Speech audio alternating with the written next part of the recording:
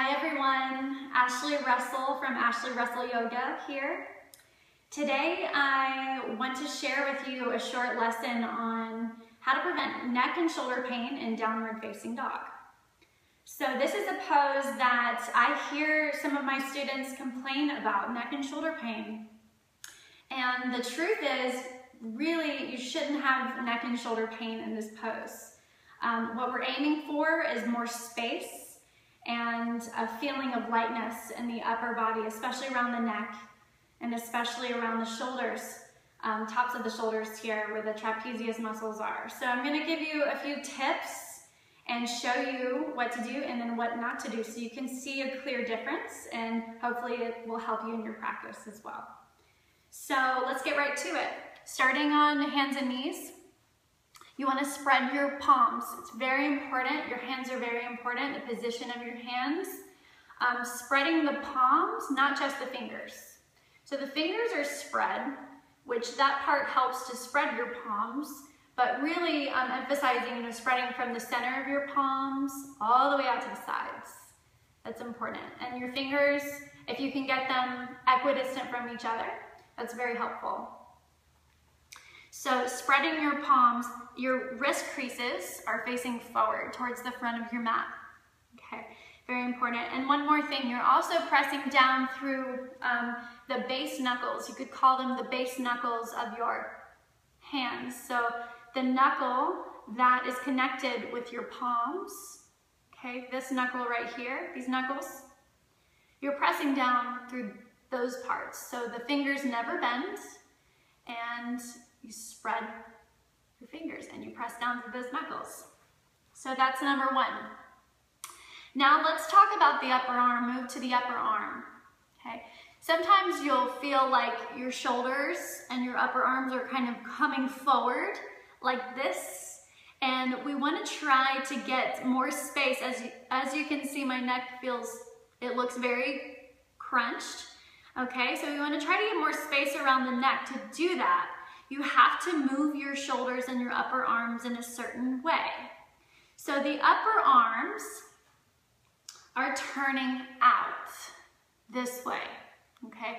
And I'm touching this part of my arm because it's showing you and it's telling your arm to roll in this direction as opposed to internal rotation. So external rotation, internal rotation. So you can see when you internally rotate, your shoulder comes forward, okay, or closer to your neck, which is not good. So you want to turn your upper arms out like this, okay? Then the next thing we do is move the shoulder joints back away from the neck, okay? So this action, the turning the arm, the inner arm, this way, the upper arm, inner upper arm goes out. That helps us to move the shoulders back away from the neck, okay? So, just to recap, again, spread your palms, spread your fingers, press down through the base knuckles of each finger, okay? Then turn your upper arms out and bring your shoulder joints away from your neck, as opposed to this. So here, here. More space, less space. Okay, so now we've talked about the hands, we've talked about the upper arms, we've talked about the shoulder joints a little bit. Now we're gonna talk about what this part of the arm is supposed to be doing, your forearms, okay? So right below your elbow joints, all the way to your hands, or your wrists, okay? That part is actually going to turn in. And that's going to feel really weird if you've never done that before, because you're telling your upper arms to turn out, and then you're telling your lower arms to turn in this way. But ultimately, you're doing that to get your inner elbows to face each other, as opposed to turn forward, okay? So your forearm, your lower arm here, turns in, okay?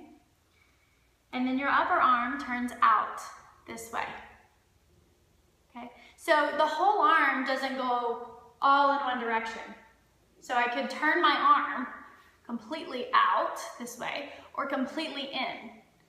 So this is external rotation, this is internal rotation, and that's a pretty extreme example, but just to get my point across. So roll the upper arm out, turn the forearm in, the inner forearm in, so that the elbow joints face in towards each other. Move the shoulders away from the neck. Okay, press down through the base of your knuckles, base knuckles, especially your thumb knuckles, base thumb knuckles, and your index finger knuckles. Those two knuckles right there, by pressing that part of your hand down, it can help keep that forearm turning in. Okay, so I'll show you what that looks like with those actions. Upper arms rolling out, shoulders away from the neck, turning the forearms in towards each other, pressing down through all 10 of your knuckles, tuck your toes, and going into your dog pose. Okay. So just want you to notice the space around my neck and my shoulders. Sides of the neck are long, but it's mainly because how I position my arms and how I position my shoulders and how I'm pressing into my hands.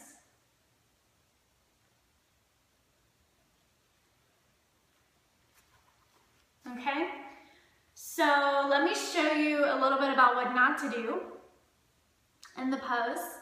And I'm just gonna go right into the pose so you can see what my neck and shoulders look like with a what not to do pose. Okay.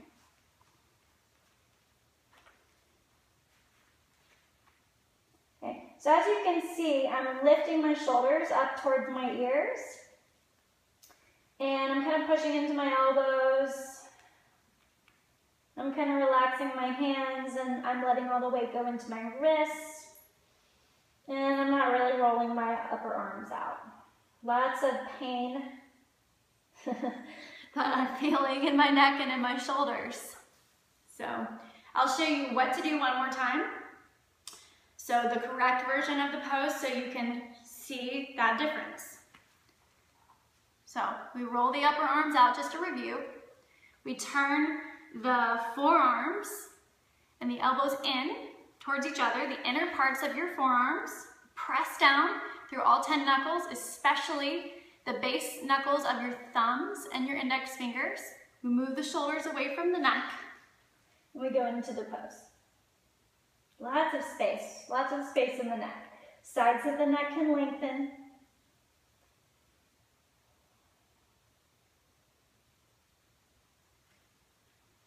Okay, so hopefully that's a tip that you can use in your practice and in your pose and downward facing dog. Try it next time. Remember, be mindful of your neck and your shoulders. It will set you up for more advanced poses in the future. So thank you so much for checking out this video, and if you want to, you can friend me on Facebook at Ashley Russell Yoga. Also, you can check out my website, ashleyrussell.org. So thank you so much and have a great day.